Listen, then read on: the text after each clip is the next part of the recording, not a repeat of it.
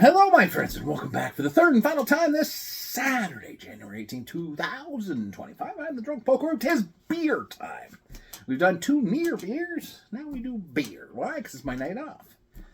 I made a deal with myself. I made a deal with the devil, as I am the devil who did this to himself. Got to. Anyways, from Elora Brewing Company comes West Coast IPA. They ain't fooling around. There's no fancy nickname, no just West Coast IPA. You had me at West Coast IPA. It was 6.5%, which is, kids, the new 5%. Canned in November, which is fine. So West Coast IPA. I went to the LCBO today. I didn't really have anything to talk about, so I didn't. I mean, I have cellar beers, but I'm like, I need just like some beers. So Elora, I haven't been there in like a long time. I should get out there. It's beautiful. I used to go camping out in Elora Gorge all the time. I had a tent trailer one time when I was a young fellow. My neighbor was getting rid of it, and I had this great old Cordoba, Chrysler Cordoba. You open the door. These were those long-ass cars. You open the door there, take up 2 parking spots when you open it up.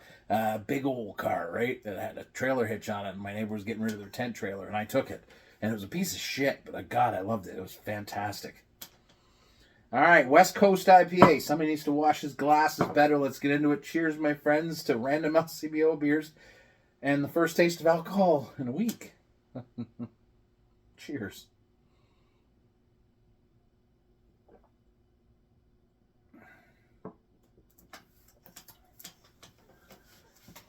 Okay.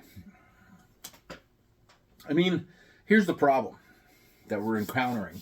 We're encountering. I'm struggling. Everybody's struggling. Here's the problem we encounter here.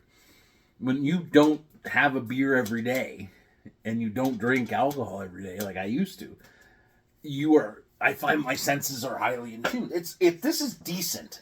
Very big melon note. Big melon front here. You know, melon, I want to say papaya.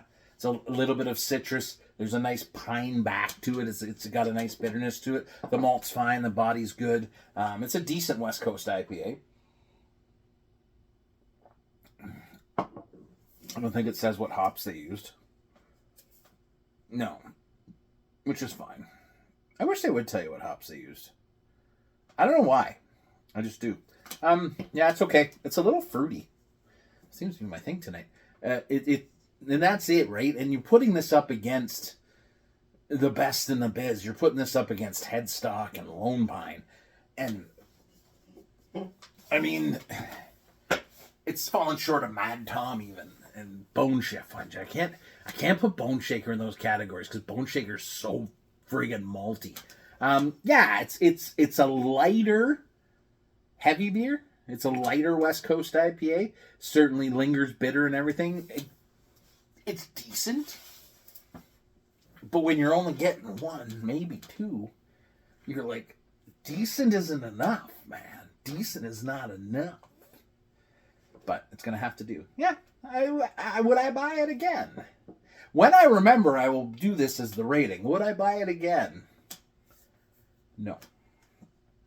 Not an indictment of the beer. I'm not trying to say the beer's no good. There's just better West Coast IPAs out there. If you like a melon forward West Coast IPA, then you're going to be like, damn, you crazy, man. You crazy. This is the best West Coast IPA I've had. And I'll be like, all right, you be you. Crazy. What? I've been watching a lot of WWF on the Netflix there. They got all the vintage Raws and WrestleManias and whatnots.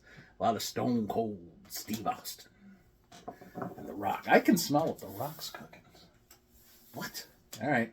Hope you guys have a great night. Thanks for coming along. I'm going to go enjoy the Leaf game and the Lions game and flippity.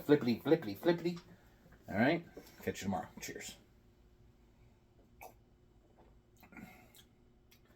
Again, like I said, this is a decent beer. Decent's not enough sometimes, right? It's just not enough.